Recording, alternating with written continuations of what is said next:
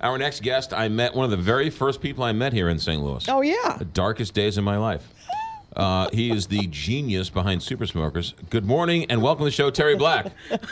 Well, that was the first time I ever heard that word used with me. What kind of an intro is that? The darkest days of your life. Well, the great thing about me being one of the first people he ever met, Kelly, is he could only go up from there. That is true. That is true. He gave me my first Super Smokers. Really? Yeah. He said, try this out. And then a guy's been calling me ever since. I've been trying to get rid of him, but I can't. But you're out. Actually, the reverse is opposite. You sold out of Super Smokers, right? Right. You've passed on to the next generation. Right. And you are now a furniture maker. Yeah, well, no, I'm not. Well, no. give a plug for what you're doing now. See, this is what Trump's talking about. Fake news. Right. What are you doing now, Terry Black? Okay. Well, first of all, let's talk about your first remark. Yes. After 21 years of the grind, yes. and you know what? Everybody should own their own restaurant for at least 1 year and understand what's going on. Right. Yeah. And you'll never behave the same in a restaurant as a guest ever again. Right. Oh, by the way. And Jeff Fitter, a guy who I met while teaching a class just down the street from where we're sitting right now. I was teaching a rib class, and then invited him and Todd Scott, who is an administrator for the Fox School District, invited them to join us. They asked if they'd come join us at Memphis in May that year, and I said, sure. Well, relationship was developed, friendships were developed. They became members of the Super Smokers barbecue team over the years. Right. And then when I decided that I needed a career change, Jeff decided he would take over the Eureka operation from me, and right. He's doing a terrific job. Now it's also catering. It isn't just the store. Oh yeah, it's catering and the whole thing. Yeah, it's catering, restaurant, the whole 9 yards. And you can still get Super Smokers at the supermarkets and stuff, right? Right. Yeah. Rivertown Foods is a local company that produces a lot of barbecue sauce. One of St. Louis's best kept little secrets in the city of St. Louis. And Schnucks, Dearborg, Shop and Save, and a lot of the independents. Too many independents to name. All right. So, and you are now doing what? I bought an existing business that it's called Fibrenew, and that's Fibrenew, Fibrenew, and we repair and refurbish and reclaim all sorts of leather and vinyl covered products, whether it's car seats or in most instances it's car seats, sofas, recliners, things along that line. Yeah, so you sort of refurbish vinyl and leather goods. Right. Yeah. And on our website, we have all kinds of examples of stuff. It's kind of making furniture, right? I mean, it's restoring furniture. We keep a lot of furniture out of landfills. Yeah, I bet. And then we also, sometimes people call us, and we'll look at their stuff and go, I got news for you. We can't do anything with this. This wasn't worth the money when you bought it new. It's going to cost you $600 to let me work on it, and you paid $500 for it. Right, 20 years ago. Yeah. All right, the website. But I have worked on $27,000 sofas before. No, sure, absolutely. Yeah. And then people are just like, oh my gosh. Right. Yeah. Well, that's the thing, right? If something's been handed down from generation to generation and it's good quality, and you want to refurbish it and keep it for all not only its treasure but its sentimental value, you're the guy to call. Mm-hmm. Yeah, and you as someone who makes a lot of your own stuff, you can appreciate it. If it has good bones, if it has a good foundation around it, there is a lot we can do with it. Okay, but that has nothing to do with food. No, it has nothing to do with food. Quickly, what's the website for the furniture stuff? Pardon me? Website for the furniture stuff. It's fibrenew.com/St. Charles. There you go. Fibrenew, and then St. Charles with no dot in it. All right. But you're not here to talk about that, but furniture, so we had to get the furniture in. Yeah. May is National Barbecue Month. That's it. Today is the first day of the rest of the summer. Yes. All right. Yeah, and it's going to be, what, 80 degrees? Let's see how good you are. Where do you get all of your meat from? Menino's. There you go. All right, good. Of course.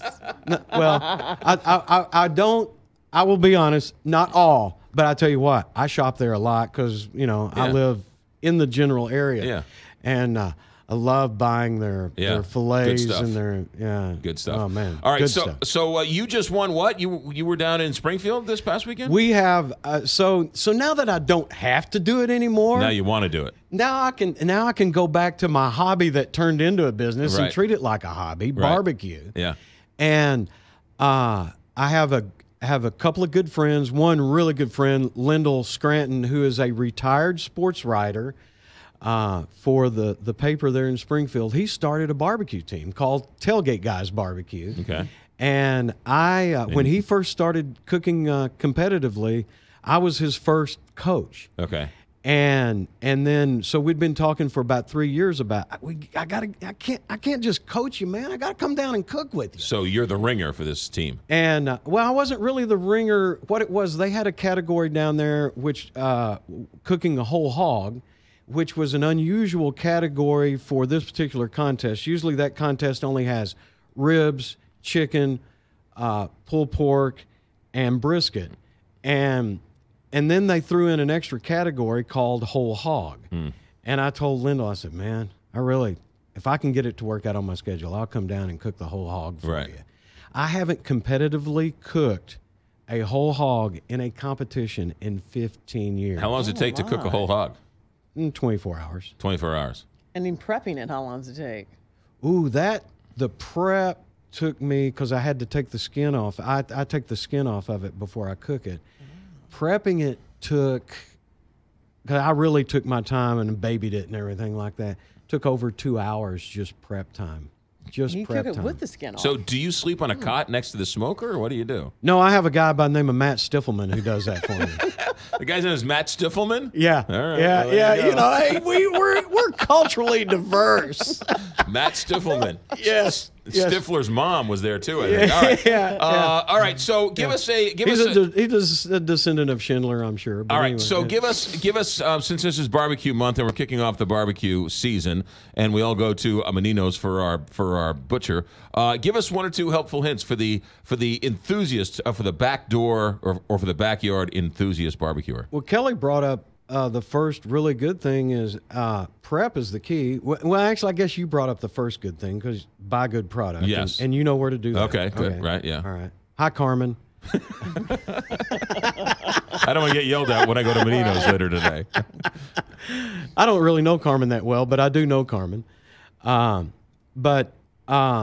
Really, starting with a good product and putting the prep into it.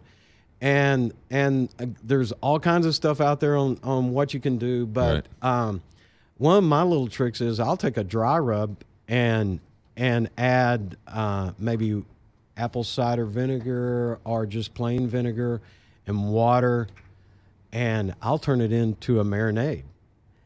And take the dry rub and add some liquid to it and make a marinade. And then you can marinate, and depending on what it is, you can marinate it overnight or only a little while. So take some dry rub, put some vinegar in it, and make a marinade. A little bit of vinegar. And a lot of water. And a lot of water. Boy, vinegar takes off the stains on leather as well as marinades for the barbecue. Multi-purpose. Vinegar takes, by the way, Kelly, here's your tip. Okay. Vinegar takes the stains off of co-hosts on the radio. Yeah, that's exactly right. That's what I'm talking about. We are need. so out of time. I'm thinking about getting some type of Kokomo Joe big green egg. Is it worth it? Oh, and I forgot to throw in the obligatory. That's a good question. Boy, that's awful harsh. Is a Kokomo Joe big green egg? Are those? Good. They're good. Yeah, you would recommend those? They're good. There's also a guy by the name of Fast Eddie over in Kansas City. He's like a race car driver who came up with his own line of smokers. You ought to check out Fast Eddie's cookers too, pellet cookers. Pelletcooker.com. You ought to check that out. All right. It's pretty cool. Good Gas to know. or charcoal? Terry Black, don't be a stranger. Absolutely. But lose my phone number. Don't be stranger than I am. The website for the furniture. Fibrenew.com, and it's FIBRENEW.com/St. Charles. Terry Black, one of the good ones, the man behind Super Smokers. Happy barbecue season for you. Happy May is barbecue month.